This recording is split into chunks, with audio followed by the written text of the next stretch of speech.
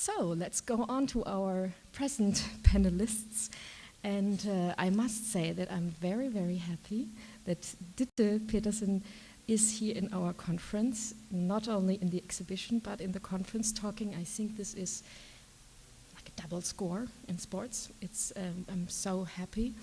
And I hope most of you have already visited the exhibition, or maybe in the lunch break, or maybe tonight have the opportunity. And let me first introduce Ditte biographically. Ditte Lyngkær Pedersen is a multidisciplinary artist working in video, installation, and mostly with collaborators.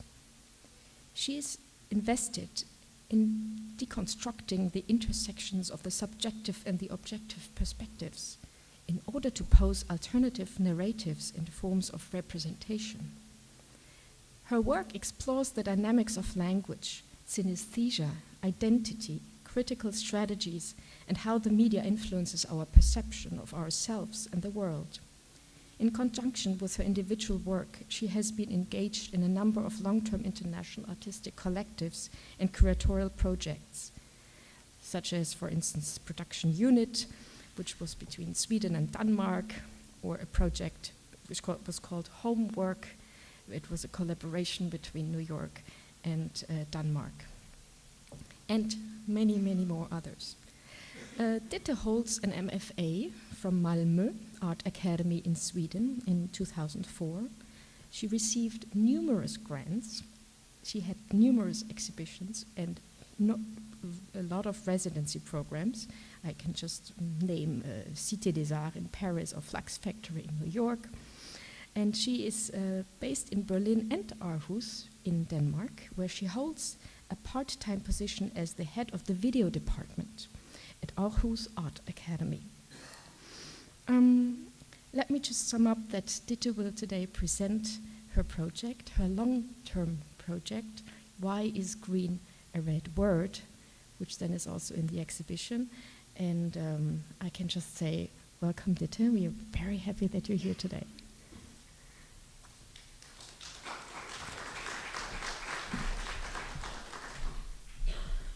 Thank you very much, Regine. And first of all, also thanks to Art Lab team for making this conference in connection with the exhibition. It's a great extra layer to the exhibition, I think. And in this presentation, I will share with you thoughts behind the project Why is Green a Red Word? And I will show you some clips from the video archive with a documentary approach and a conceptual approach. And I'll also introduce some thoughts around the new approach I have, which is the ink drawings of number forms. The title of my project, Why is Green a Red Word, is easy to answer for me because the vowels E are red and they're dominating my perception of the word, green. Even though this is a simple question for me to answer, I've used this question as a title for a long-term artistic research project on synesthesia, which began in 2003. It reminds me of the big spectrum of colors and the complementary issues this phenomenon brings up. On the umbrella of Why is Green a Red Word, I have made a series of conceptual and documentary video works, exhibitions, talks, drawings, sculptures, and a brand new artist book that combines it all, that you can buy for a special price this weekend. Since 2003, I've searched for synesthetes and researchers around the world that would share their views on multisensory perception with me. Often I found people at conferences on synesthesia or through newspaper ads and social media. With an autobiographical approach, I used the video camera as a tool to collect, remember, and discuss what I learned. I also used the camera to experiment on how to translate and imitate the synesthetic mechanisms and the experience of it. In this process, I find myself being mostly fascinated by how language fails in describing the sensations, and at the same time how problematic and materialization is because the synesthetic experience often happens in the mind's eye. My main intention has been to create a dialogue about how and what we experience and how we describe our individual realities, rather than visualizing and materializing synesthetic sensations. I wanted to learn and to meet synesthetes and scientists in order to collect and combine the material with the hope of creating a room for imagination and confusion in order to develop an understanding of each other. As every synesthete I met came up with new spectrums of aesthetic sensations, I realized there were probably no collective imaginary space to be found, but only in solitary ones. To me, illustration is not a correct rendering because it is something in itself, something totally new. With respect to understanding synesthetic sensations, the translating takes place in the absence of an original because each type of synesthesia has its own original, known only to one person. Art is considered a descriptive language, and I think it creates a space between the familiar and the unknown. I believe aesthetic strikes and seduces the eye, so how the eye weaves these impressions into a context is a chance procedure to begin with. How far can descriptive language lead us, and to where? How do we translate sensory experiences? How does one reduce such a phenomenon as synesthesia down to something that one can identify with? These are some of the questions that guided the years of research. I will now screen to you a video that introduces some of the people that had kindly shared their views on synesthesia and their experiences with me during the project. It's a short video about my voice and the connotations to my name. So this is also the voice that you're confronted with right now. And it's called The Study of a Name, Ditte.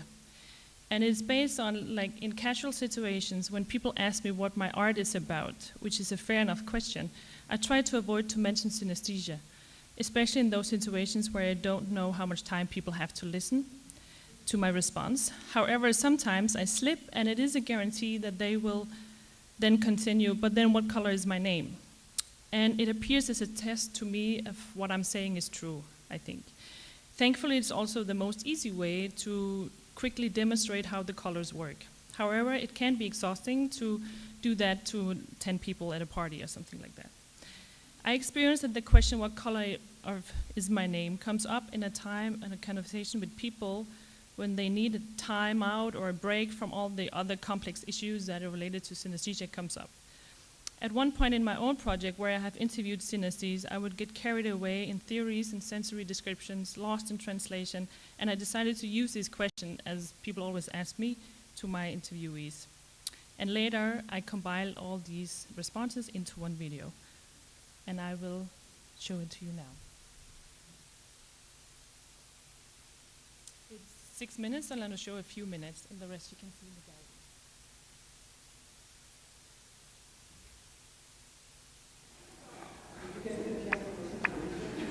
Your voice would remind me kind of like a, you ever tasted a blintzes or blintz? It's like a Mediterranean delicacy that it has a kind of a sweet wrapping, and then there's sour cream inside and other things. But bear in mind that it doesn't have anything to do with. It's not qualitative. I haven't had a piece of ham or chicken in 30 years, but some people voice could remind me of that. Doesn't mean it's bad. It's just is what it is. I have to work around the accent before I can understand what you're saying. So therefore, it doesn't really. You haven't got the words you come out with aren't particularly full of flavour, no. But that's only because you've got an accent. And your voice is like hay. It's hay, and also strawberries, tasting and coloring. It's like the color and taste of hay and strawberries, like that kind of shades of like a pink and yellow.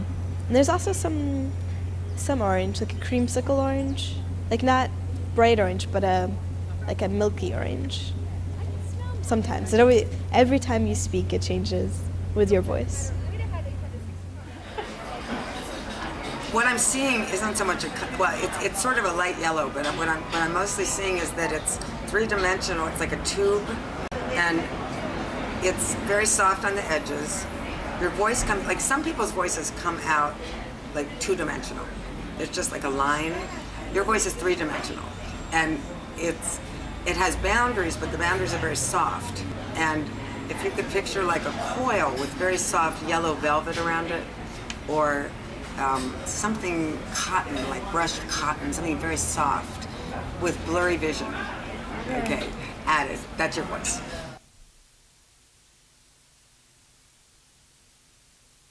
nice voice, or? Now I'll go on and tell you a bit about how it all came about. My synesthesia project is what I would call an ongoing and never-ending research-based art project, and I do other works on art as well. One question would lead to the next and never be answered to such an extent that it would no longer be productive, and I would have to leave the project and rest my ideas and desires for a while. It could be for months or even for years. There is always a level of personal surprise and involuntary realizations coming along with my research. To me, synesthesia is both very complex and very simple. To me, it has been one of these topics where you research and you feel that you are going wider and wider and wider instead of deeper and deeper and deeper somehow. Personally, I experienced colored letters and numbers and spatial perception of time around my waist, and I had my first encounter with synesthesia in prep school in 1998, where I attended a lecture on Kandinsky. But it was not until my final year in university in 2003 at Malmö Art Academy I decided to speak up about it and turn it into a fundamental inspiration in my art practice. This resulted in a nerdy and sometimes frustrating journey up to now. I realized the synesthesia research community is rather small and international, so I traveled to US and UK to find people. After I'd visited the annual conferences of the American and UK Synesthesia Association, I ended up being kind of lost in translation. In my approach, I had a focus on first-person reports and anecdotes. My experiments and interviews became very technical in terms of the specific details of the synesthetic patterns of each individual. During the interviews, there were always a level of self-exploration for the interviewee, because I was not acting like a journalist or a scientist who kind of knew what they were looking for.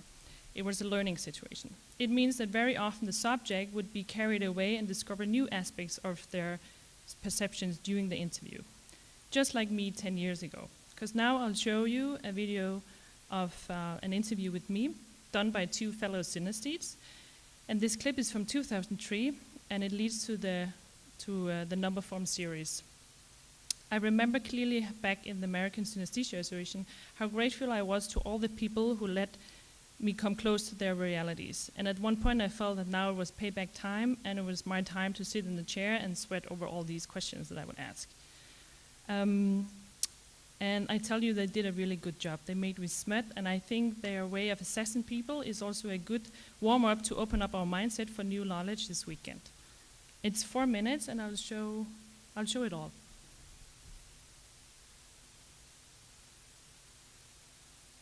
It's called Point Your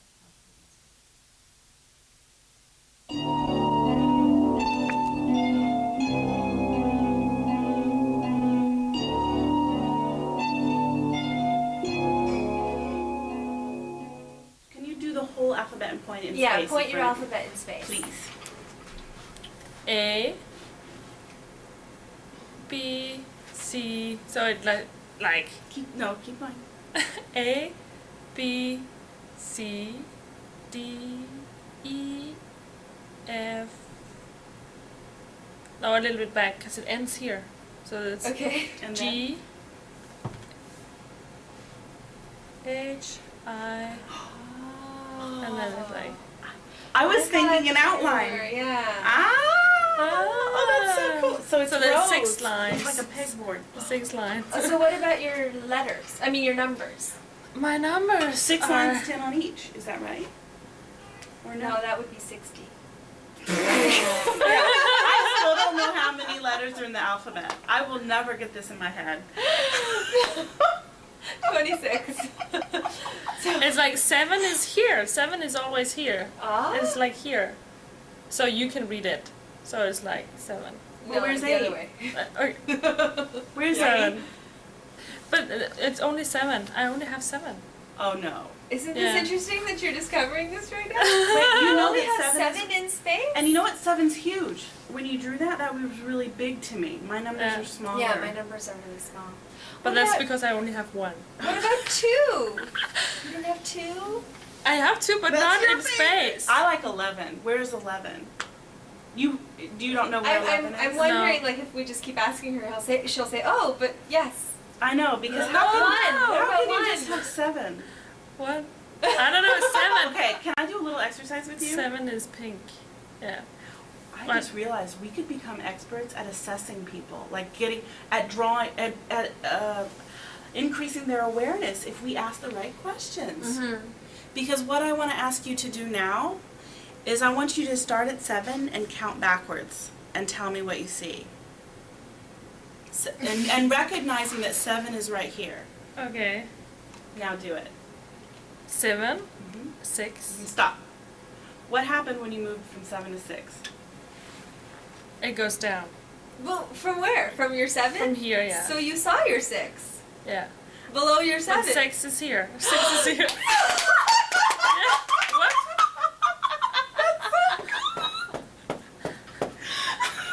What? Oh, so it goes down because I'm counting down. No, but you had a space for 6. Yeah. Okay, now start at 7. But if I'm saying 8, Then? that's upon 7. So it's like, that's very logic. That you have like, Yeah, But it's not. You It's said right you over only on your have left 7. side, and that's not logic. If it's Does it only make here. logic? Wait, does Why it? isn't it here? Yes. yeah, well, I don't know. Exactly. That's the Or thing. diagonal. It could be anything. Yeah. The other thing is, you said that's not logic, or that is logic. It's not logic. It's not logic to have a 7 stuck to you 4 inches away from your ear that doesn't even exist. How logical is that? Oh, 7, 8, That's 6. logical. That's logic.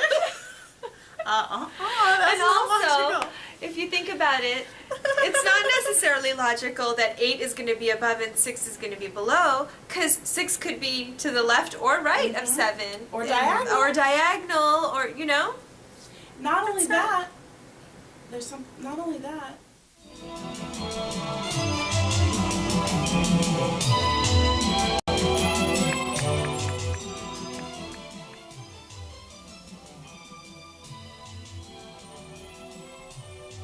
Yeah.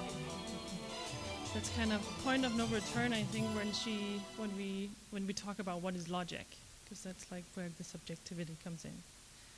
Being a synesthete and meeting many others naturally leads to a desire to convey the experience and at the same time understand the mind of others, either by visualizing the experience or somehow find out how it could be useful. I have always felt a resistance to making illustrations of my synesthetic perceptions, because they always failed.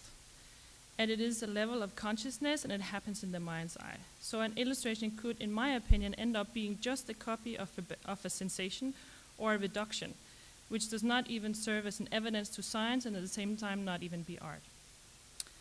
However, with this opportunity to exhibit at Art Laboratory Berlin, I decided it was about time to pursue a form of visual representation, and I started the ink drawings series of number forms.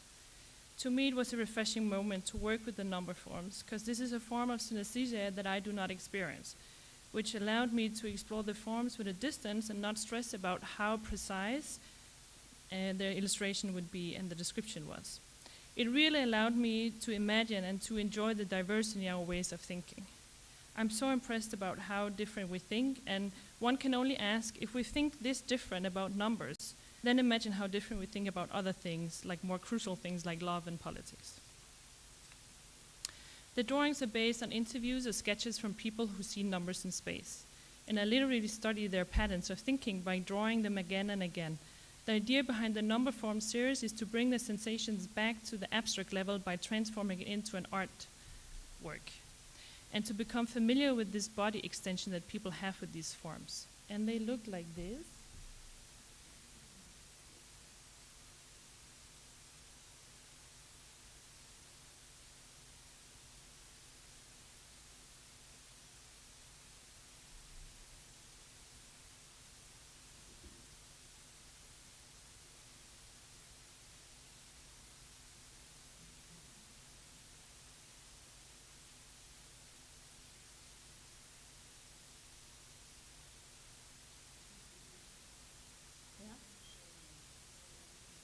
Okay, these are drawings that I made, ink drawings, and they are based on number forms, which is a type of number form synesthesia or number line synesthesia.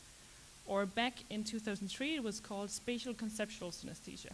And I'm not sure exactly what the right term for this type is, but it means that people perceive units of time and numbers in space around their body.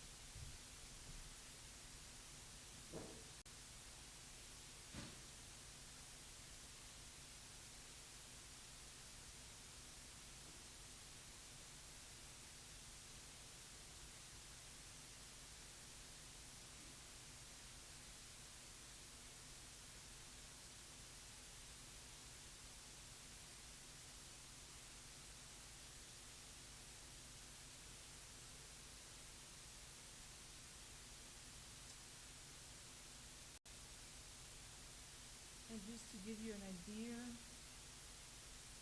Like these drawings are the drawings that you just saw were ink drawings that I made, and they are based on information that I got from synesthetes, which could look like this. This is a sketch, and I would either get a description or a sketch, or and then I would. For me, it was not so important to like exactly where is number 7 or where is 1979 or something, but more the shape in itself, like how it is perceived an extension of the body and in your cognitive reality somehow. So that's why I reduced some of these drawings. This is one example. Another example could be like this. And I really love these sketches also because it really shows how precise it is and how to the individual, how precise it is.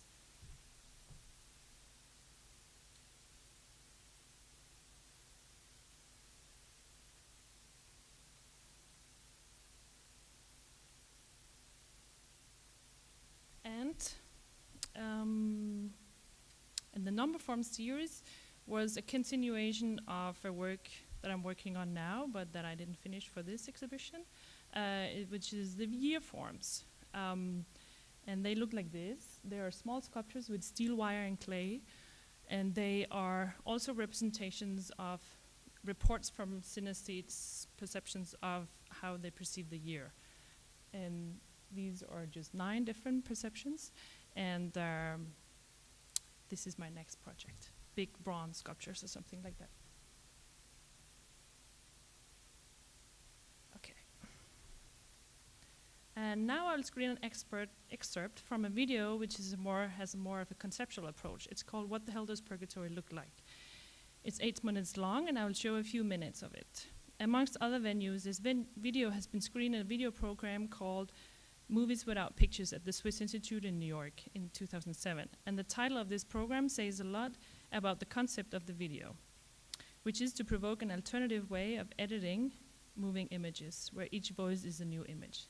It's a result of my desire not to use colors in my project, because they're so vivid, but instead stress imagination and create an imaginary space that allows art and synesthesia to be an inner experience.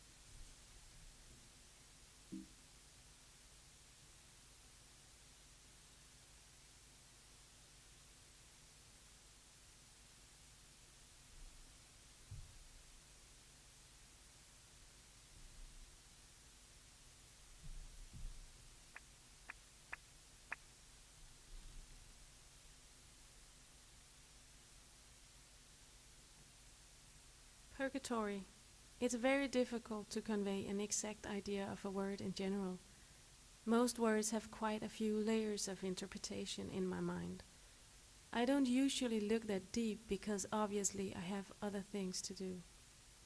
But here goes. Round, purple like an unpolished matte lilac plum, a bit like a fat comma which almost fills the page, not quite translucent, cloudy. Impression of a slightly writhing, quietly pulsing termite or fat lava in purple.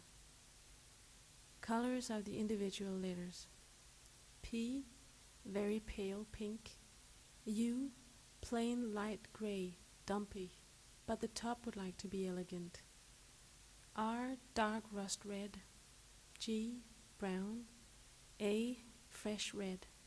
T, dark thunder sky blue, completely immovable. O, black. R, dark rust red. Y, shimmering silk gray. Everything takes place inside me. It is seen on a screen on the inside of my forehead, on an invisible black background of infinity. I have purposely not included a picture of what the word actually means according to the dictionary, because that is not my personal synesthetic impression. You know, the fire and brimstone, suffering souls, etc. I can see that in my head too.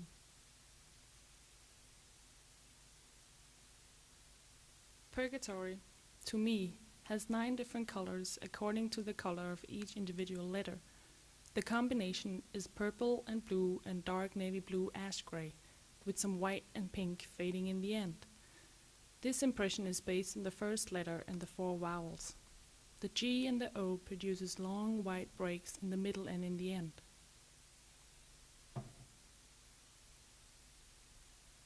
Purgatory is the colors of a day-old bruise, purple and blue and black. The color has a slightly wavering, heavy sound, like the big fourth note of Beethoven's Fifth. Interestingly, it is a less pleasant word than hell, actually.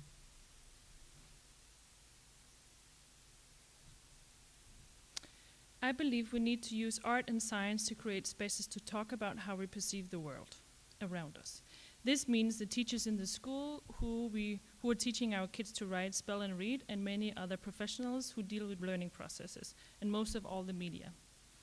Therefore, I compiled all my material in an artist book designed by Keenan Dawich. It includes interesting essays by Sabine Flack and Gerhard Schabat, Regine Raab and Christian de Lutz, as well as many notes and sketches, and finally of me and 10 posters of the number forms. The design is inspired by my non-linear research journey and consists of 6 independent parts, like as in a box on a shelf where there's always room for more findings. It is my hope that people will put up a poster at their home and it will bring up a discussion over the dinner table about people's secret perceptions of reality. I do not see a direct link between synesthesia and art in the terms of aesthetics, but perhaps synesthesia can help us develop a sense of abstraction, which is also a component in art and a talent in the human being. Synesthesia can provoke patterns of recognition and create relations. One of the amazing things that an exhibition in synesthesia can trigger very easily is that people get the chance to find out that they have synesthesia for the first time ever, and then we just hope that they want to be part of this club. I think it's important to be a bit careful also or strategic about how we talk about synesthesia and how we distribute our knowledge about it, so we don't create a distance to non-synesthetes.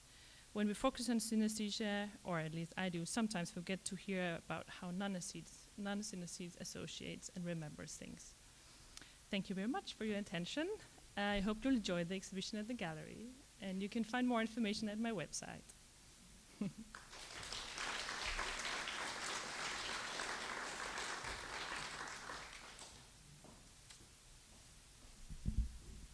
Yeah, thank you. Thank you, Ditte, for your presentation and the little survey of the very, very large and fascinating project, the long-term project, Why is Red a Green Word? And I came again to the conclusion, just listening to you today, and not only working with you since 2010 with big joy, that there are so many interesting moments of artistic practice, how you use synesthesia, and that synesthesia, that's a thesis, is maybe already a strategy, an artistic strategy. For instance, right now when we talk about the number forms or the year forms, that it is in its best way a translation. And it's a form of visualization. So you are very strong, being an artist and using this theme of the field of synesthesia to visualize. And another idea I just had here by listening to you today is also the fact that purgatory, for instance, you chose a really heavy-loaded culture-historical term. And I'm sure maybe people here in the hall, please contradict, but I think most of us who would not know the artwork, maybe we would await an explanation of a cultural historical term. And we think of Dante. And whereas you completely twist it around, and then we await not the signifier, but we're actually confronted with the signified, actually, that it's the grapheme being described, and actually not so much the meaning of purgatory. It is a meaning, but in itself a different one. But opening up the forum right away for questions, I do not want to take the time away. Maybe one of you want to know more about Ditte's project. Are there any comments? So, yeah, Katharina, please, here in front. Can you wait for the microphone? Thank you. In the beginning, when you showed us the movie about your name, you asked the people, as far as I remember, you asked them what your voice sounds like. But you introduced the movie as what your name sounds like. So do you make a difference between these two things when you're talking? What Regina just said, of course, the word itself has a meaning, and it always plays obviously a role, as you said in the movie now, that it's a nicer word than hell, for example. But still, it's a difference if you just read it or see it, or if you hear it spoken by voice. And also, is there a difference between when you're talking about how does my name sound or how does my voice sound? And I couldn't really follow if you made a difference or not. Can you explain this once more, please? Yeah, sure. There is kind of depends on who you talk to and what kind of synesthesia they have, in terms of if there's a difference between the voice and the name. If you talk to a grapheme color synesthete, it would be the name, because they have colored letters on the graphical appearance of the letter. And then some of the people I talked to were sound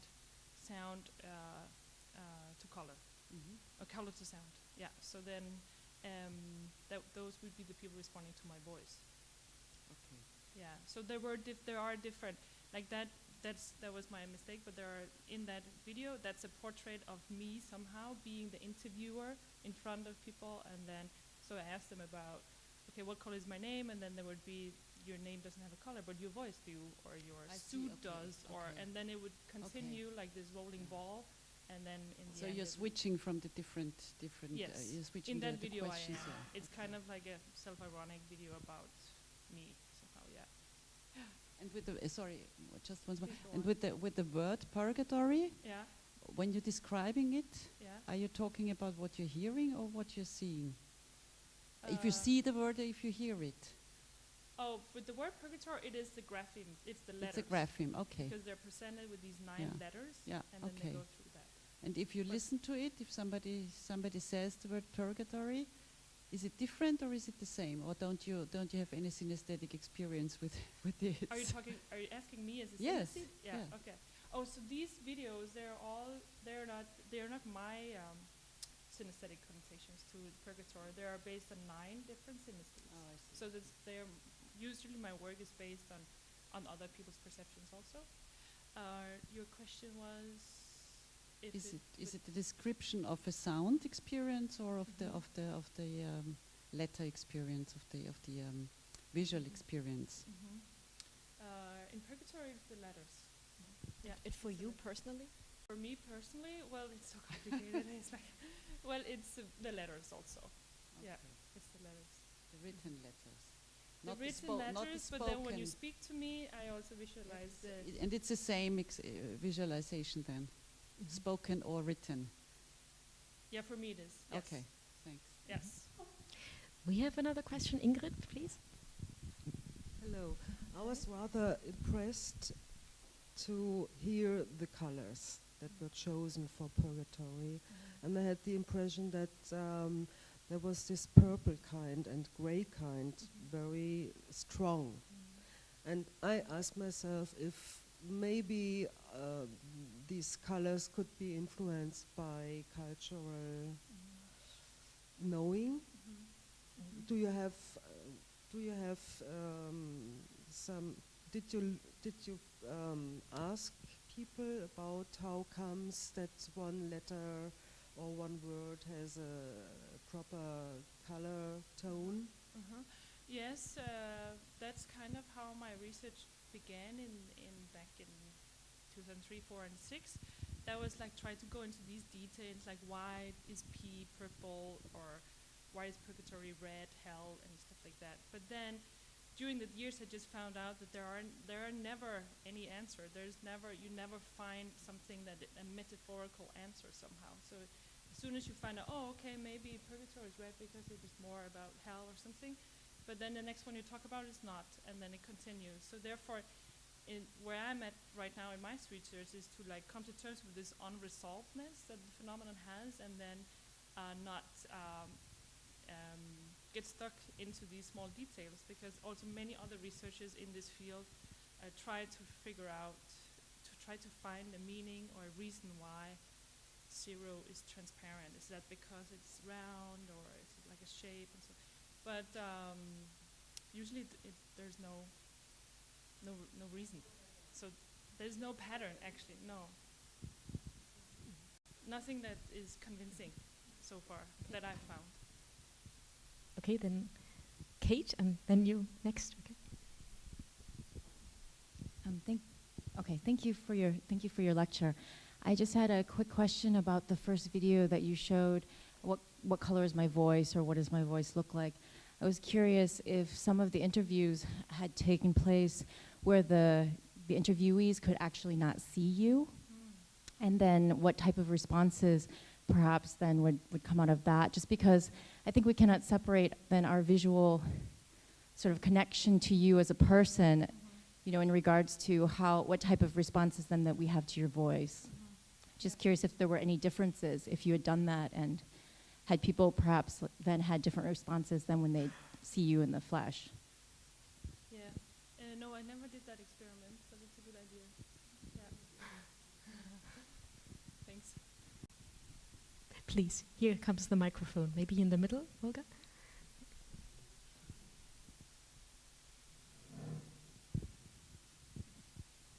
There's one very interesting case that may throw some light on this lady's question.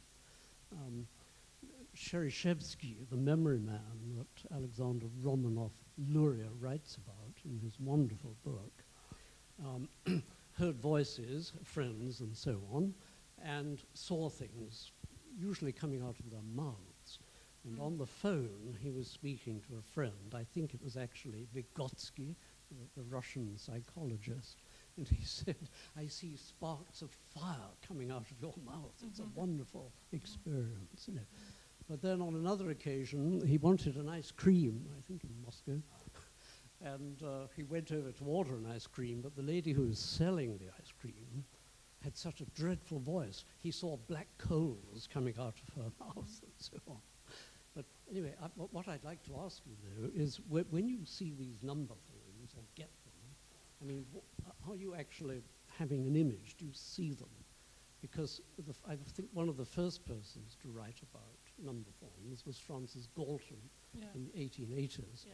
But I don't think he says very much about the actual nature of them, apart from the description, you know, the interesting geometrical or spatial features of them. But I don't think he really says whether they were images, visual images, or what. I mean, do you have a visual image that you can sort of see in your mind's eye, these number forms? Or is it just a kind of general feeling that you have that they are there and you can point to where there is? I think what people have reported to me about the number forms, I think it's mostly that it's like this relation to the body. So it's not like I've represented it with the two-dimensional work as a line. It's not like you have a black line that goes like this. It's a feeling. It's like a relation with the body, and somebody says a shoe number, and then it's here because it's relation to 20, 30, 40 or something, goes up like that. And I don't have a number form, as you saw in that video from 2003, where I have this number 7 stuck with my ear. That's basically what I have of numbers in space. So that's why I'm so interested in other people's forms and shapes. But I do have this calendar, and I don't see like a calendar around my waist, but I sense it. So it's like, it's a cognitive experience, I guess. But that's the question: where does it take place, and consciousness, and what the first lecture was about. So that's up to the neuroscientist. Me, I'm just collecting and then getting lost in this beautiful world. So your wonderful ink drawings were not seen in the mind's eye. You somehow work them out from your feeling or whatever. The ink drawing. Well, I do see it in my mind's eye, but not like I presented it. These are abstractions of this information. So the people that are reporting these are numbered lines and forms. They're not necessarily black on white, or like diagrams like that. It's and people also report that they can zoom in and out of the landscape, and they can change perspective. So you can like imagine that. There's one video in the archive also, which is this girl who are, you know, like then 1,000 is as far, and then you can't reach there with your arms, so then you have to walk there. But no, she can like swap the whole perspective of the landscape of time that she has. Well, so that is, and they can fly around in it, and you know. You're not pursued by your number 7. You have to dodge it sometimes. Yeah. Okay, thank you. Okay. Yeah, here we have maybe the last question, and then I would like to go over to the next speaker. In one of the videos, you show James Wannerton, head of the UK Synesthesia Association, who says he doesn't really have any synesthetic experiences in response to your voice. So it seems it's very, very finely tuned for him. And him being English, it seems to be only specific for native English speakers. How is it with you? I mean, I don't know if you have those experiences. He's got taste, color, taste, sound synesthesia, but would you have similar experiences, or have you come across other synesthetes for whom it's so finely tuned, or would you say in general it's a bit more universal? No, it's always really fine-tuned. It's only a question of vocabulary or how insistent synesthetes are to describe these fine details or be precise, you know, and that's what's so difficult. So I don't meet any synesthetes where it's like, it's kind of like this, or it's like, it's always very specific, very, very specific. And with James Wannerton, it is interesting that he's so like, that because of my accent, he can't taste my voice. He can't get the sound and then taste it. With my name, he got it. Like my name, according to James Wannerton, is black soil and plastic. So in the end of this video, he also suggests that we should be in our relation on my second name, Lyngkær, because Ditte is not a nice taste. So that's the fun part of it. Personally also, because I don't experience taste, but I experience graphic and color synesthesia, and if people speak to me in a different language, like Finnish or something, and I don't understand the meaning of it, I still hear the words, and then my brain kind of divides the words into letters, and then it has a color, and then when I see it spelled, it gets a new color when it gets spelled correctly. So it's always this textualization, how you organize and visualize that information as you get it. So it's not universal and it's not random. Okay, thank you so much, Ditte, for your presentation.